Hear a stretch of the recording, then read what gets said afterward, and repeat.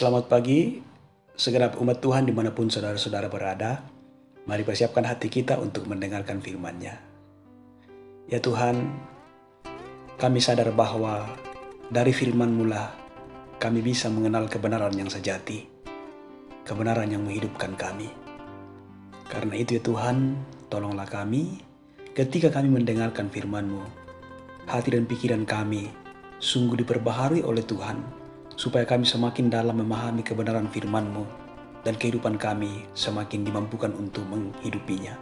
Di dalam nama Tuhan Yesus kami berdoa. Amin. Roma 14 ayat 8. Sebab jika kita hidup untuk Tuhan. Dan jika kita mati untuk Tuhan. Jadi, baik hidup atau mati, kita adalah milik Tuhan. Saudara-saudaraku, Renungan Pagi edisi 20 Oktober 2020, milik Tuhan. Saudara, yang menyebabkan manusia angkuh adalah karena ia lupa dari mana, sedang di mana, dan mau kemana arah kehidupannya. Dia menganggap bahwa segala sesuatu yang ada padanya adalah karena usahanya, karena kekuatannya sendiri. Akibatnya, ia berkata dan berbuat sesuai dengan kehendaknya sendiri. Semua yang dilakukan berpusat dari dan atas dirinya sendiri. Saudara-saudaraku, melalui firman Tuhan pada pagi hari ini, Paulus mengajarkan dua hal yang berbeda, namun sangat berkaitan erat satu dengan yang lainnya. Yang pertama, mau berbicara tentang hidup dan mati untuk Tuhan di ayat 8a. Paulus menekankan tentang tujuan hidup manusia di sini. Dan yang kedua di ayat 8b, berbicara tentang hidup, mati adalah milik Tuhan. Di sini Paulus mau menekankan tentang kepemilikan hidup.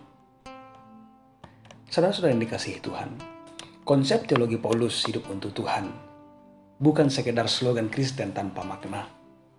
Konsep ini menuntut praktek hidup secara praktis dan mendetail.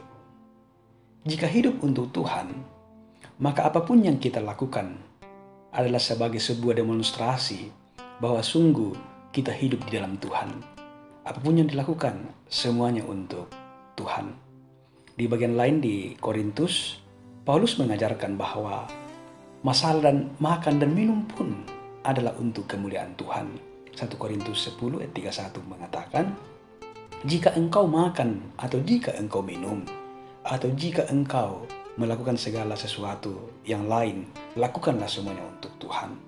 Ini mau berbicara tentang totalitas hidup sebagai pengungkapan iman kita kepada Tuhan. Saudara-saudaraku, ketika orang gagal memuliakan Tuhan dalam cara hidupnya, maka ia telah melakukan dua kesalahan sekaligus. Yang pertama, pada saat itu dia telah menyembah ilah lain. Inti dari dosa adalah menyembah ciptaannya dan melupakan penciptanya yang harus dipuji selamanya. Dan yang kedua, pada saat itu tidak memenuhi tujuan hidupnya. Kesaksian Alkitab mengatakan bahwa segala sesuatu yang diciptakan adalah oleh dan untuk Allah. Roma 11 ayat 36. Di sini, Rasul Paulus menekankan bahwa tujuan utama manusia adalah untuk memuliakan Tuhan, untuk glorify God and enjoy Him forever. Memuliakan Tuhan, menikmati sukacita selamanya bersama dengan Tuhan. Saudaraku, jika hidup tidak memuliakan Tuhan, maka kita kehilangan hal yang paling mendasar, yaitu mengapa kita ada di dunia ini. Dan dampaknya, kita tidak akan menikmati kenikmatan yang benar. Bahkan ujungnya adalah, dampak buruknya adalah keterpisahan daripada Allah. Saudara-saudaraku, semoga kita semakin aware bahwa Dia adalah pemilik hidup kita. Dia adalah owner. Kita hanyalah penata layan atau steward. Pesan kuat mau disampaikan Paulus bahwa kita tidak boleh memahami kehidupan kita dalam konteks ownership atau kepemilikan. Kita harus memahaminya dalam penata layanan atau stewardship. Saudara-saudaraku, karena jelas bahwa semua hal yang dipikirkan dan dilakukan di dunia ini akan dipertanggungjawabkan pada akhirnya kepada pemilik dunia dan kehidupan ini. Roma 14 ayat 10b dan ayat 14. Saudara-saudaraku, konsep kepemilikan Tuhan Yesus atas hidup kita menjadi hal yang sangat indah, yang tiada duanya, bahwa kita yang terbatas dan fana ini justru dimiliki oleh Tuhan yang tidak terbatas. Maka amanlah jiwa kita. Bagian firman Tuhan ini dari Roma 14 ayat 8 memberi sebuah perspektif yang luar biasa tentang pertanyaan-pertanyaan misteri daripada hidup manusia.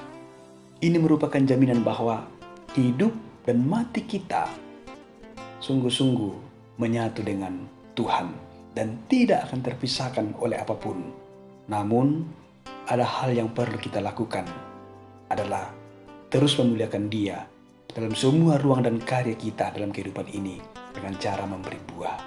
Saudaraku, sungguh kebahagiaan yang tidak ternilai oleh apapun, bahwa hidup dan mati kita terjamin di dalam Tuhan.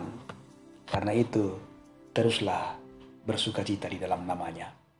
Haleluya. Amin. Mari kita berdoa. Ya Tuhan, terpuji nama-Mu. Engkau Bapa yang sangat peduli dengan kehidupan kami. Terima kasih untuk firman-Mu yang kami alami pada pagi hari ini. Kami diingatkan kembali bahwa betapa berharganya kami di hadapan-Mu sebagai manusia yang tidak layak, tetapi Engkau jadikan kami berharga. Kami diteguhkan kembali bahwa hidup kami ini ada hanyalah karena anugerah Tuhan, dan kehidupan kami, hidup dan mati kami adalah milik Tuhan. Ya Tuhan, terima kasih untuk pengajaran firman-Mu pada pagi hari ini. Tolonglah kami, supaya semua yang kami pikirkan Tuhan, semua yang kami lakukan, kami tujukan untuk kemuliaan bagi nama Tuhan. Ya Tuhan, teguhkanlah iman kami, agar kami semakin kuat untuk melanjutkan kehidupan kami selanjutnya di dalam tuntunan kuasa Tuhan. Kasihanilah kami Tuhan, dan biarlah kehidupan kami tetap terpelihara dengan aman dalam tuntunan kasih Tuhan.